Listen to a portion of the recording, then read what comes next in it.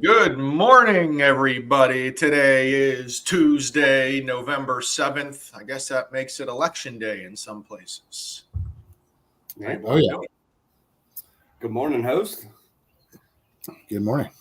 We're hanging in there. A bit of a crazy morning today, but glad to get all three of us together on this wonderful Tuesday. We got some fun topics to talk about, but before we get into it, we all pretended to be Nostradamus Friday at the end of the show. And got news for you guys. The jobs report stunk. You know what that meant? Rates dropped, and I was right. So last week was the best week we had for interest rates since March. I won't take a victory lap, but you guys were wrong. I was right. No big deal. But that's okay. My fans laid into me Friday afternoon. Actually, I got multiple calls. They like, "What are you doing? Are you even an expert? You don't know anything." Multiple calls making fun of my predictions Friday morning. Well, I mean, I guess you took the bait. You were a rat. You believe the jobs market was better than it really is, and frankly, we all can see it out there. The economy is not good. The Fed, I think we all believe, is to the point that we don't need to increase rates anymore, but we have to talk them into that. But last week was pretty crazy with interest rates. I mean, there was years, 2021, 2020, rates didn't move that much in a year that they did as much in a week. So it's just a completely different environment. One week we're approaching 8%. The next week we're in the low sevens. It's really wild. That's why you got to continue to get those second looks, to continue to keep your buyers out there and knowledgeable on a daily basis, because this is a moving market that happens not just daily. It happens by the minute. It happens by the second. And last week was good, and hopefully we continue it going. Tom, I think our predictions were good, man. Okay. I mean, it's holiday season, holiday help. Hit the tape. Hit the tape. I want to see what I said. Hit it. You said they'd stay the same. That's what you said. Fine. Yeah. Whatever. Also, better this week. Also, over the weekend, I had a buyer come to me. They again were looking to lower the sales price rather than ask for seller assistance. I explained to them it's going to be the same exact for the bottom line of the seller if you ask for $9,000 seller assistance or you take $9,000 off of the purchase price. It is the same thing to the seller, except it was saving this guy $127 more a month by using the seller assistance to buy down his interest rate. So I'm glad you brought that up. We haven't talked about it much on here at all, the 2-1 buy down. So if you do need the 2-1 buy down, give us a call. We'll be more than happy to help. I know we haven't mentioned it at all. Any buy down, guys. It doesn't have to be a temporary. It can be a permanent. Let the buyer decide what they want to do with the seller assistance. All you have to do is ask for it and get it for them. That's all we got to do. So that's that. I keep seeing it. It's now, I actually saw one of my memories on Facebook a year ago yesterday. I did an ad on a 2-1 buy down. So we've been advertising it now for a year. The public is finally getting used to it and hearing it and want to know what that is. And remember, a 2-1 buy down just means that's a 2-year temporary rate reduction, where the first year it's 2% lower than today. Second year it's 1% lower than today. And then the third year it goes back to today's rates. Here's the problem, though, that I'm seeing with that one, guys. A lot of other investors are doing temporary buy downs. They're showing a rate sheet with the 5.5 rather than the 7.5. No. That needs to be a loan estimate. You need to show that buyer all 3 payments. Their payment is not going to be with a 5.5% interest rate for 30 years. That's a problem I'm seeing. There's a document that can show the proper numbers, and frankly, it's not being used, but I know we use it at West Penn, so keep that in mind on the 2-1 buy downs. No, yeah, good stuff on the 2-1 buy downs. Let us know. We'll be more than happy to help you guys figure it out, or see what we need to do with them. Yep. All right, guys. You ready to tiptoe into uncharted territory? All right. Let's go. So let's talk about this, the elephant in the room, this lawsuit going on the real estate side. I'm sure everyone has heard. There is a multi-billion-dollar antitrust lawsuit going on with real estate and commissions.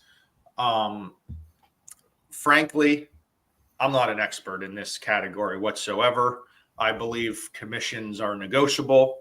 I believe in the Pittsburgh area, everything I'm hearing about this lawsuit, our local MLS does things differently than the national MLS, where they didn't always have buyer agency agreements. So the buyer didn't know what was going on. Seems like here we have buyer agency agreements.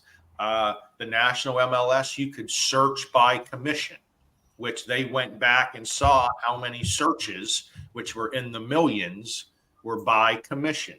You can't do that in the local Pittsburgh MLS. So to me, not being a lawyer, just looking at things, it seems like protection-wise, the local MLS has done everything they need to do to explain to buyers and sellers the scenario. Now, it's in the national, it doesn't seem that may always be the case. It seems like now there's disclosures being added in that the local MLS has always had. So I think protection-wise, in my own, the way I look at it, the Pittsburgh MLS local way better than the national MLS. But that's a whole different side of things compared to the status quo. Will now the status quo change because it's out there in the public? I'm sure our real estate partners are getting tons of phone calls, with buyers and sellers. What does this mean? Is this changing things? And we all know there's nothing changing right away, but it's definitely going to ask a lot of questions regarding commissions. So we'll see how it all pans out. It just seems from our side of things, buyers and sellers in the Pittsburgh area have been way more informed than maybe some national MLSs that don't have their own. Oh my God. We got Anthony. Holy cow. Producer. Sorry about that, folks.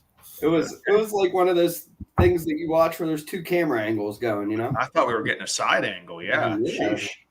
No, I'm watching my battery. I was trying to play backup here. So I was doing a Tom Burko where my battery's like on its last leg. And give us your thoughts real quick before you die. Yeah, I mean, ultimately, it's I don't know. It's we'll see how it plays out. Great analysis. I mean, I'm not really sure. I mean, ultimately, the same thing with everything. A seller's going to pay what they feel they need to pay, and a buyer's going to pay what they want to pay as well. So, I don't know. Hey, I'm just throwing this out there because I've already had this question. Seller assistance, we talk about it a lot, but we all know for 4 years has not been in this market, barely. Right. Buyers haven't been able to ask for it whatsoever. You can get at least 3% seller assistance on any transaction. So if the buyer has to pay their own commission, I have a funny feeling seller assistance is just going to become way more prevalent. And guess what? The seller's going to pay for this commission, in my eyes, just a different avenue. Instead of just paying for it, hey, you going to pay the 6%? They might pay only their agent, but then it wouldn't surprise me if a lot of these offers come in with seller assistance to say, hey, I can offset this commission by getting seller assistance. And that's going to be dollar for dollar right there on an estimate. So that's where I see this is going. That was exactly my thought. I think it's just going to go straight to that. I mean, we're not lawyers here. We don't know the law or how this is actually going to break down. It does seem like our MLS had it protected for years. But when there's big lawsuits against a giant national company, it doesn't matter what the little individual department's doing. It's going to go against all of us. So we're going to see a change. They're going to appeal it. We're going to see a change. It's going to take a few years, I would imagine, till the new regulations and rules come out. But I think there's still going to be a way around it. Buyer's agent's still going to get paid. I think the law is one thing. I think the law is in the outcome of this is one thing, but also just the public and the status quo and how the public will perceive this is another thing. Where maybe it does change things a little bit, but I'm just sitting here thinking, okay, it's like taxes, right? If you tax a corporate company, they're not just going to say, oh, shucks, I'm going to make less money this year, right? They're just going to increase their cost. So like a buyer is not going to say, oh, shucks, I have to pay more, or a listing or buyer's agent is going to say, oh, shucks, I'm not going to make money anymore. There will be, the industry will figure their way out. And just thinking here, seller assistance is sitting here where we know what it can be used for, but it hasn't been in the market because it's been such a seller's market. Maybe that just offsets things. So we'll see. Of course, we don't know anything. We're not lawyers. We just wanted to kind of talk about it because it is such a prevalent thing in our industry. And we got to keep an eye on what's going on in everyday world. But for anyone that's buying or selling a house today, nothing is changing. Talk to your specific agent. Let them give you any more insight that they can. But it's not, this is a giant multi-billion-dollar antitrust. I mean, this is going to go on for years and years and years. So the news likes to put the headlines out, gets the attention grabbers, talks about how bad it is to buy a home right now. We all know that's not true. So get your pre-approvals done. If you need anything, let us know. Have a great Tuesday, boys. See you guys.